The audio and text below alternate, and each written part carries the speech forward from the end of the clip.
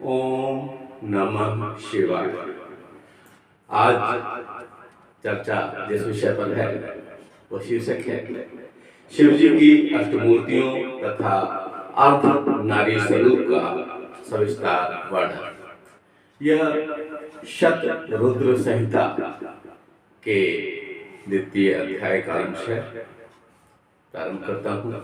एक बार अपने मन और जिह्वा को पवित्र करने के लिए उच्चारित करें सभी लोग मन में, ओम नमः शिवाय। नंदीश्वर जी कहते हैं, ऐश्वर्यशाली मुने, अब तुम महेश्वर के उन श्रेष्ठ अवतारों का वर्णन सुनो जो लोक में सबके संपूर्ण कार्यों को पूर्ण करने वाले अतएव सुखदाता हैं। यह जगत उन परमेश्वर शंभु की 8 मूर्तियों का स्वरूप ही है। जैसे सूत में मणियां पिरोई रहती हैं, उसी तरह यह विश्व उन 8 मूर्तियों में व्याप्त होकर स्थित है। वे प्रसिद्ध 8 मूर्तियां कौन कौन सी हैं? आइए इनके नाम जानने का प्रयास करते हैं। वह है शर्व, भव, रुद्र, उग्र, भीम, पशुपति, ईशान और महादेव। ये 8 नाम कम से कम हमारे स्मरण में रहने चाहिए। एक बार पुनः इनका उच्चारण कर रहा हूँ।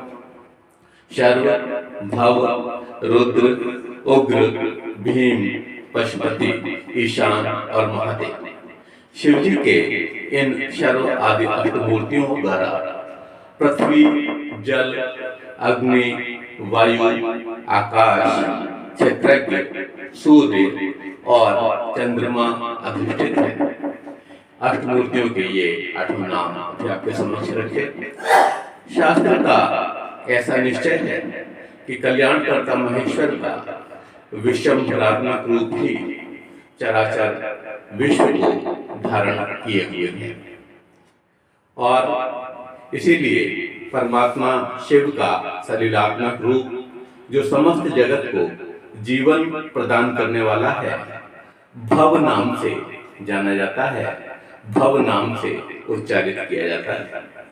जो जगत के बाहर भीतर वर्तमान है और स्वयं ही विश्व का भरण पोषण करता तथा स्पंदित होता है। उग्र रूपधारी प्रभु के उस रूप को सत्पुरुष उग्र कहते हैं। महादेव का जो सबको अवकाश देने वाला सर्वव्यापी आकाशात्मक रूप है उसे भीम कहते हैं। जो आकाशात्मक रूप है उसे भीम कहा जाता है।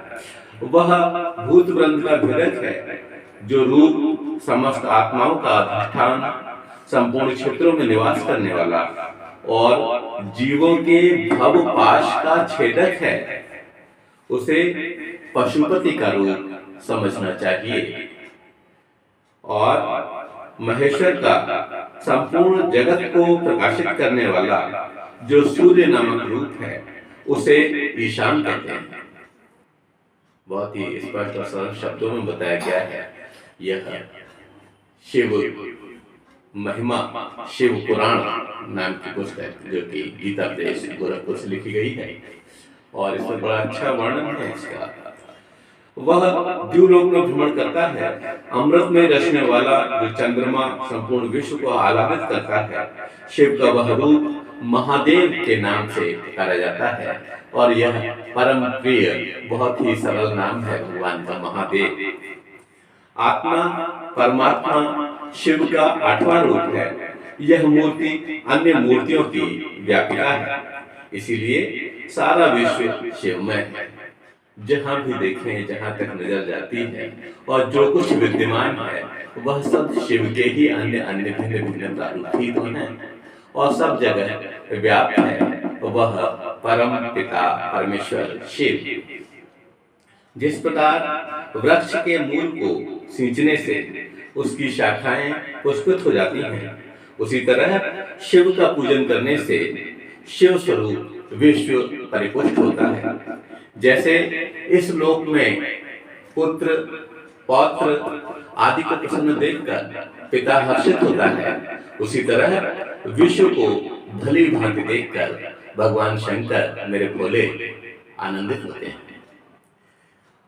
इसलिए यदि किसी भी देहधारी को कष्ट देता है कोई भी दूसरा जीवधारी या देहधारी, तो निसंदेह मानो उसने अष्टमूर्ति शिव का ही अनिष्ट किया है। यह विशेष ध्यान रखने वाली बात है और इसीलिए हमें किसी का अनिष्ट नहीं करना है। सनत कुमार जी, इस प्रकार भगवान शिव अपनी अष्टमूर्तियों द्वारा समस्त विश्व को अधिष्ठित करके विराजमान हैं।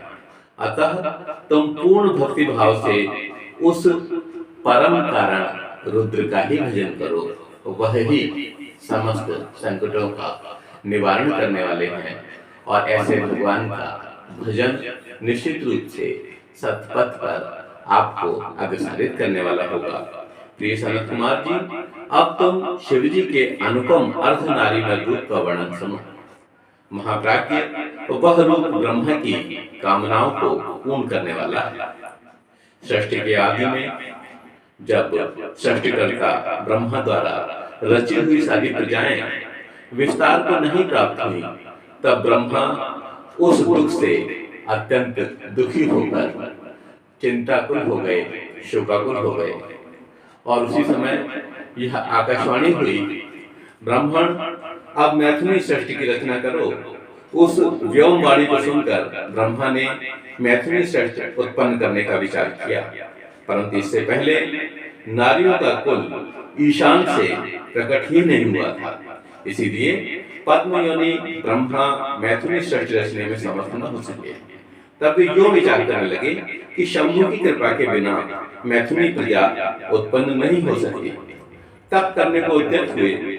उस समय ब्रह्मा पराशक्ति शिव सहित परमेश्वर शिव का प्रेम पूर्वक हृदय में ध्यान करके घोर तप करने लगे।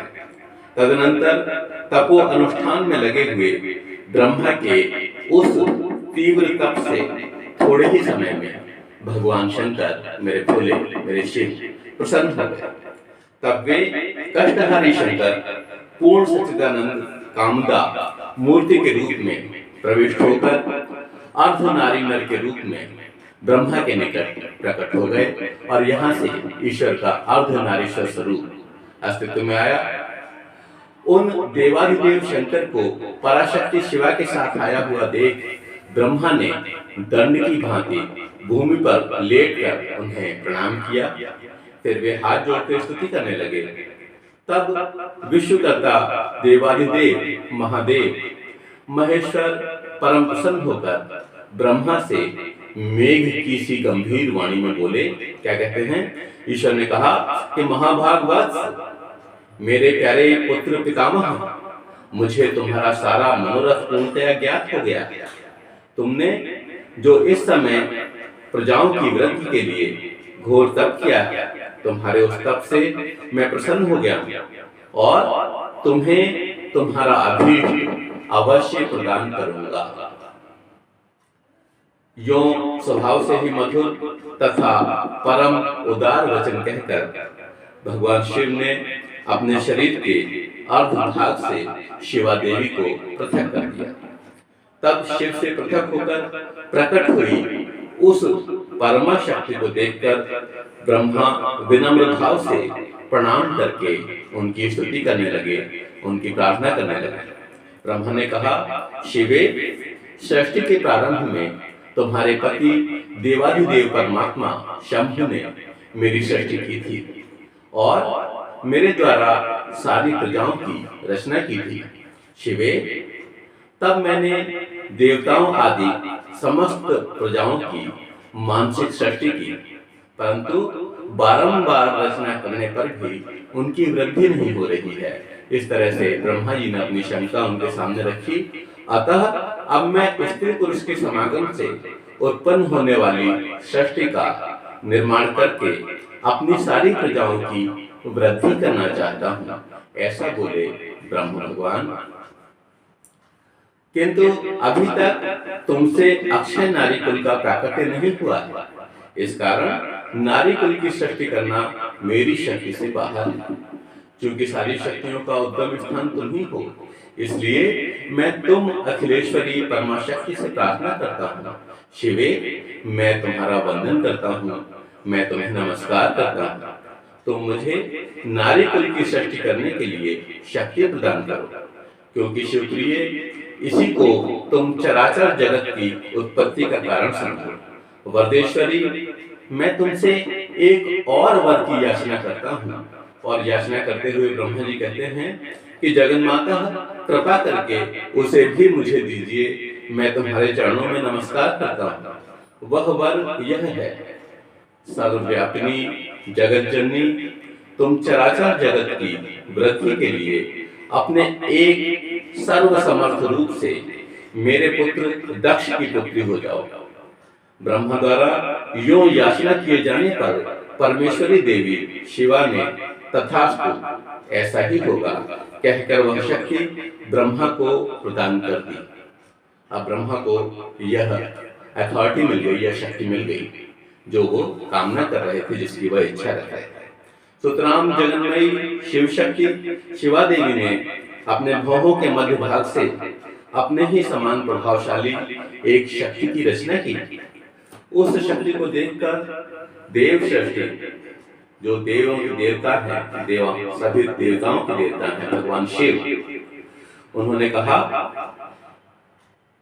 कि जो लीलाकारी, कष्टकारी और कृपा के सागर हैं, हंसते हुए कहने को उद्यत हुए उस विशिष्ट शक्ति से उन्होंने कहा कि देवी, परमेष्ठी ब्रह्मा ने तपस्या द्वारा तुम्हारी आराधना की है, अतः अब तुम उन पर प्रसन्न हो जाओ और उनका सारा मनोरथ पूर्ण करो। तब शिवा देवी ने परमेश्वर शिव की उस आज्ञा को सिर झुकाकर ग्रहण किया और स्वीकार कर लिया, और ब्रह्मा के कथनानुसार दक्ष की पुत्री होना स्वीकार कर लिया। मुने, इस प्रकार शिवा देवी ब्रह्मा को अनुपम शक्ति प्रदान करके शंभु के शरीर में प्रविष्ट हो गई। ब्रह्मा जी को उनके अनुकूल वर मिल गया और उन्होंने स्वीकार कर लिया दक्ष की पुत्री के रूप में आना। तत्पश्चात भगवान शंकर भी तुरंत ही अंतर्धान हो गए। तभी से इस लोक में स्त्री भाग की कल्पना हुई और मैथिली सृष्टि चल पड़ी। इससे ब्रह्मा को महान आनंद प्राप्त हुआ। तात, इस प्रकार मैंने तुमसे शिवजी के महान अनुपम अर्ध नारी नरार्ध रूप का वर्णन कर दिया। यह सत्पुरुषों के लिए मंगलदायक है। और आज हमें देखने को मिलता है कि मेरे भोले उस अर्ध नारीश्वर स्वरूप में दिखाई पड़ते हैं और हम उनकी आराधना करते हैं। ओम नमः शिवाय।